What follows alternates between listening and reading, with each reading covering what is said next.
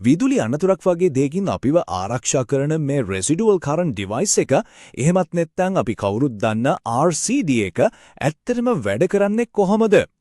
හරි, අපි බලමු මේ පුංචි උපකරණයේ ඇතුලේ තියෙන ජීවිතාරක්ෂක තාක්ෂණය මොකක්ද කියලා. විදුලි අනතුරක් වෙන්න යන තත්පර කීපෙන් ඒ කියන්නේ මිලි තත්පර ගානකින් ඒක නවත්තලා අපේ ජීවිතේ බේරගන්න මේ උපකරණයේ ඇතුලේ සිද්ධ වෙන මූලිකම સિદ્ધාන්තය ගැන තමයි අපි දැන් කතා කරන්න යන්නේ. RCD එකක සම්පූර්ණ ක්‍රියාකාරීත්වයම රැඳා පවතින්නේ හරිම සරල ඒත් හරිම ප්‍රබල සංකල්පයක් මත. ඒ තමයි විදුලි ධාරාවේ සමතුලිතතාවය එමත් නැත්නම් බැලන්ස් එක. මෙන්න මේ තමයි RCD එකේ හදවත වගේ කොටස. අපි මේකට කියනවා current transformer. එහෙවත් නැත්නම් CT coil එක කියලා. හරියට සුපරීක්ෂාකාරී මුරකරුවෙක් වගේ මේකේ එකම රාජකාරිය තමයි පරිපතය හරහා යන සහ එන විදුලි ධාරා මතර පොඩි අසමතුලිතතාවයක් වුණත් අල්ලගන්න එක. හරි. එතකොට කිසිම දෝෂයක් නැති නිරෝගී පරිපතයක් RCD එකකට පෙන්වන්නේ කොහොමද? මේක හිතාගන්නකෝ හරියට දෙපැත්ත බැලන්ස් වෙච්ච තරාදියක් වගේ. සජීවී වයර් එකෙන් පරිපතයට එන කරන්ට් එකයි නියුට්‍රල් වයර් එකෙන් ආපහු යන කරන්ට් එකයි හරියටම සමානයි. ඉතින් මේ ධාරා දෙකෙන් හැදෙන චුම්බක බල දෙක එකිනෙකට විරුද්ධ නිසා ඒවා කැපිලා යනවා. අන්තිමට බැලුවම සුද්ධ චුම්බක බලයක් නැහැ. ඉතින් අර අපේ CT coil එකට කිසිම වෙනසක් දැනෙන්නේ නැහැ. RCD එක පාඩුවේ කිසිම දෙයක් නුවණ ගන්නට ඉන්නවා. ඒත් යම් කිසි දෙයක් වැරදිලා භයානක විදුලි දෝෂයක් ඇති වුණොත් එහෙම මොකද වෙන්නේ? හිතන්න කවුරු හරි කෙනෙක් විදුලිය කාන්දු වෙන උපකරණයක් ඇල්ලුවා කියලා. දැන් මොකද වෙන්නේ? ඇතුළට එන ධාරාවෙන් කොටසක් ඒ පුද්ගලයාගේ ශරීරය හරහා පොළවට ගලාගෙන යනවා.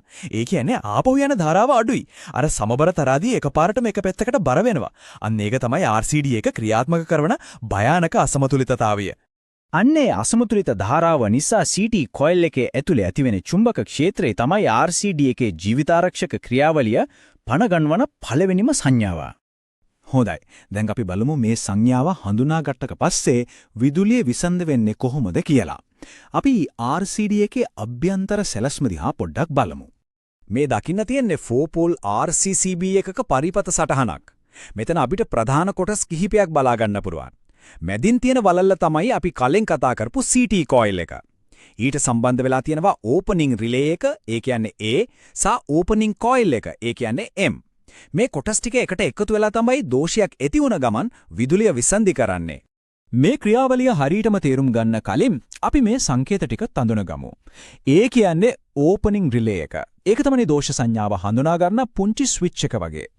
M කියන්නේ ඕපනින් coil එක. මේක තමයි ඇත්තටම විදුලිය විසන්ධි කරන යාන්ත්‍රික ක්‍රියාව සිදු කරන කොටස. T කියන්නේ අපි හැමෝම දන්න RCD එක පරීක්ෂා කරන්න පාවිච්චි කරන ටෙස්ට් බොත්තම. දැන් බලන්න මේ ක්‍රියාවලිය කොච්චර වේගවත්ද කියලා.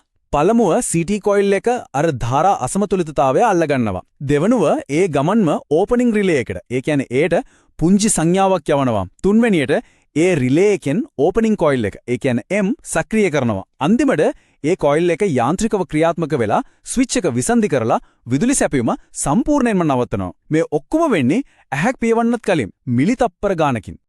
RCD වලට ඒවායේ ක්‍රියාකාරී සීමාවන් සහ සංවේදීතාවය කියන නිශ්චිත අගයන් තියෙනවා. අපි ඒ ඉලක්ක මොනවද කියලාත් බලමු. මේ නාමික ධාරාව එහෙමත් නැත්නම් rated current කියන අගයෙන් කියවෙන්නේ trip නොවි RCD එකකට සාමාන්‍ය විදිහට දරාගෙන ඉන්න පුරුවන් උපරිම ධාරා ප්‍රමාණය. ගෙදරක ඉඳන් ලොකු කර්මාන්ත ශාලාවක් දක්වා විවිධ අවශ්‍යතාවලට ගැලපෙන විවිධ නාමික ධාරා අගයන් තියෙනවා. බහුලවම දකින්න ලැබෙන්නේ ඇම්පියර් 40, 73 සහ 100 වගේ අගයන් තමයි. සංවේදීතාවය එහෙම නැත්නම් ට්‍රිපින් කරන්ට් එක කියන්නේ RCD එක ක්‍රියාත්මක වෙන්න ඕන කරන අඩුම දෝෂ ධාරාව. කර්මාන්ත ශාලාවලදී මිලි ඇම්පියර් 100ක RCD බහුලව පාවිච්චි කරනවා ගින්නකින් හෝ උපකරණ වලට වෙන හානි වලින් ආරක්ෂා වෙන්න. හැබැයි මිනිස් ජීවිත ආරක්ෂාවට නම් මීට වඩා ගොඩක් සංවේදී RCD අවශ්‍ය වෙනවා. අපිට ඇත්තටම අවශ්‍යම මොහොතකදී RCD එකෙන් ආරක්ෂාව ලැබෙනවා කියන සහතික වෙන්න නම් නිතිපතා නඩන්තුව සහ පරීක්ෂාව කියන දේ අත්‍යවශ්‍යයි. RCD එකේ ආරක්ෂාව හරියටම තියෙනවද කියලා බලන්න ප්‍රධාන පරීක්ෂා කිරීම් කිහිපයක් තියෙනවා. ස්විච් ගියර් පරීක්ෂා කිරීමෙන් මුළු පද්ධතියම හොන්න තත්ත්වයේ තියෙනවද කියලා බලනවා. භූගත ප්‍රතිරෝධය පරීක්ෂා කිරීමෙන් දෝෂ ධාරාවකට ආරක්ෂිතව පොළවට යන්න මාර්ගයක් තියෙනවද කියලා තහවුරු කරගන්නවා. ඒ වගේම RCD එකේ සාමාන්‍ය ක්‍රියාකාරීත්වයත් පරීක්ෂා කරනවා. හැම RCD එකකම තියෙන මේ ටෙස්ට් පොත්තම තමයි අපිට කරන්න පුළුවන් සරලම සහ වැදගත්ම පරීක්ෂාව. මේක එබුවම RCD එක ඇතුලේ કૃත්‍රිමව දෝෂයක් මවලා අර ට්‍රිප් වෙන යාන්ත්‍රණය හරියට වැඩ කරනවද කියලා තහවුරු කරගන්නවා. විදුලිය විසන්දි වුණොත් RCD එක හොඳටම වැඩ. ඉතින් පොඩ්ඩක් හිතලා බලන්න අන්තිම වතාවට ගෙදර තියෙන RCD එකේ ටෙස්ට් බටන් එකේ එබුවේ කවදාද? සමහර වෙලා මතකත් නැතුව ඇති. ඒත් බලන්න ඒ පුංචි ක්‍රියාවෙන් කොච්චර ලොකු දෙයක් වෙනවද කියලා. ජීවිතයක් බේරෙන්න ඒක ඇති. ඒ නිසා මේක හොඳට මතක තියාගමු. විදුලි ආරක්ෂාව ගැන කතා කරද්දී මේ වගේ පරීක්ෂා කිරීම කියන්නේ කරන්නත් පුළුවන් නොකර ඉන්නත් පුළුවන් දෙයක් නෙමෙයි. ඒක අනිවාර්යයෙන්ම කරන්න ඕන දෙයක්.